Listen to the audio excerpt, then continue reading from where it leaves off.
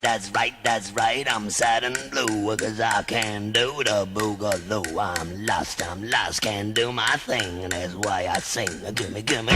Gimme that, gimme that, gimme that, gimme that thing, gimme that, gimme that, gimme that thing, gimme that, gimme that, gimme that. Sing it one more time, mama. Gimme that, gimme that thing. Pwnage Olympics Special. Warning: the following content is of an idiotic nature and contains pure ignorance. Viewer discretion is advised. The following video clips contained no audio. A voiceover has been provided. I love to have fun around evolutionists' stupidity. You don't also need to start from a complex starting point. Just go back to one simple thing, the first cell, which they claim formed coincidentally from inanimate matter. The scientific basis of this presentation. Robert Shapiro, a professor of chemistry at New York University and a DNA expert, calculated the probability of coincidental formation of the 2,000 types of proteins found in a single bacteria. The number that calculated was 1 over 10 to the power 40,000. Let's examine this number carefully. 1 over 10 to the 40,000. We will try to quantify this number in percentage. Let's do it. Ready, steady, go. Bugger it, I'm not reading all those out.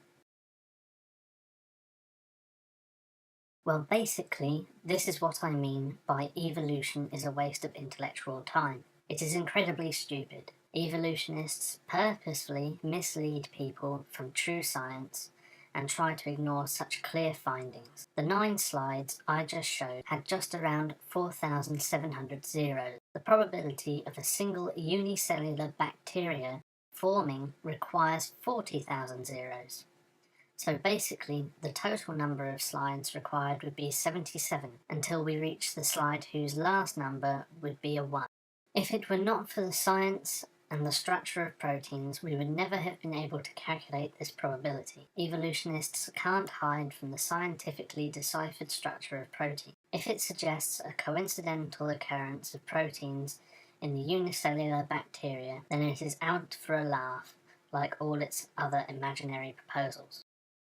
Okay, well, first off, let's acknowledge the straw man for what it is. Scientists do not believe, argue, theorize, or hypothesize a complex life form such as a bacterial cell popped into being. Bacteria are immensely complex and successful organisms. They are among the all-time champions of evolution. This bacteria species actually eats radioactive waste, for example, converting a soluble form of uranium into an insoluble form. Research is of course ongoing into the field of abiogenesis, which is in no fashion the same thing as evolution. The abridged version of the current working model runs along the lines of nucleotides first forming in reactions catalyzed by lead-structured clay. These nucleotides formed long chains, creating the code we are all conceptually familiar with today. These strands were vulnerable to other chemical reactions that destroyed them. It has, however, been shown that these strands are perfectly at home in micelle-like structures. Micelles are enclosed droplets, similar to wax in a lava lamp in appearance, but much smaller. Micelles are, however, a little more complex. Put simply, they are made up of rod-shaped molecules that at one end interact well with water and at the other end interact well with oils. This leads them to self-assemble, with oil ends together in the centre and water-loving ends pointing outwards. The micellular structures were semi-permeable, partly protecting the genetic information inside them, but also allowing for it to be copied and new micelles, with the copies inside of them, to be formed. This is the start of life and the beginning of the evolutionary process. Notice, not one protein was needed for life to begin. Proteins were later evolved, creating cells better suited to their environments. I know what you're thinking, Kenyanmuslim. It is still impossible for evolution to form those proteins. It is still too improbable. Unfortunately for you, the problem of the low probability of protein formation is a simple one to overcome. Let's use Shakespeare to highlight this point to you. We set one of our cousins in front of a typewriter and allow them to randomly tap the keys. What is the chance of the chimpanzee typing the line, "Methinks it is like a weasel"? Well, working it out, we come to a very low probability of 1 over 10 to the 40. So let's see how that works out.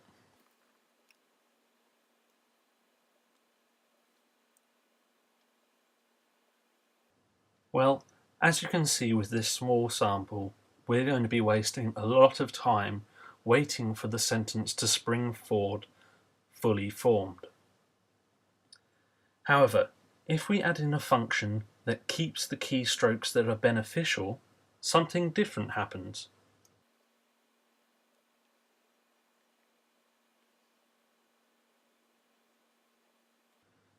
In 383 keystrokes, the full sentence is formed. This is how the evolution of proteins from smaller polypeptides and lone amino acids will have come about. Each addition to the sequence that incurred a benefit to the chemical reactions taking place, or allowed for new beneficial reactions to take place, would be passed on. Those that did not aid the organism would die out. It's that simple.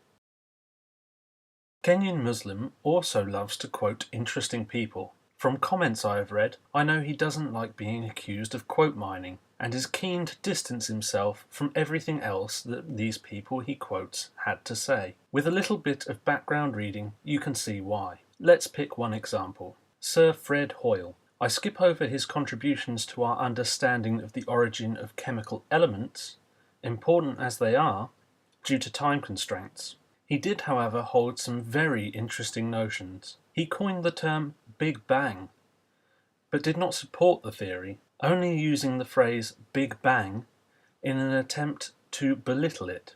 He claimed that the famous Archaeopteryx fossil was a fake publicly, hence causing havoc for the members of staff at the museum where it is kept, who had to field hordes of phone calls from the world's press for days afterwards.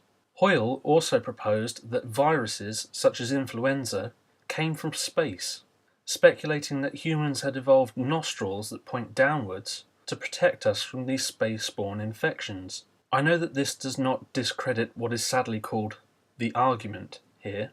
However, I always think it is wise to at least acknowledge the tinfoil hat before taking the wearer's word at face value. So, Kenyanmuslim, if you're watching, I have a message for you. You were wrong. Your regurgitated notions lay in tatters in the gutter, as it is where they belong. The irony is, the device you received this message through, the same device that you effectively intellectually defecate into, could have shown you the subtlety and beauty of knowledge we as a species have gathered so far, with far less effort than it took you to pour this waste into it.